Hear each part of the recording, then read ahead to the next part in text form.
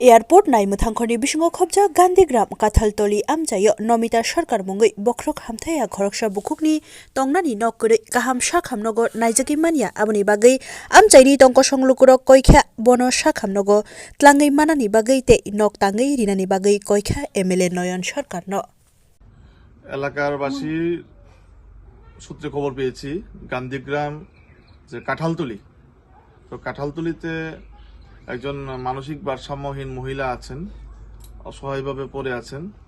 তো মানসিক ভারসাম্য থাকলে যা সমস্যা হয় এলাকাবাসীর সে সমস্যাই হচ্ছে। উনি কারোর বাড়িতে ঢুকে পড়ছে, কারোর বাড়িতে রান্না করা খাবার নিয়ে যাচ্ছেন।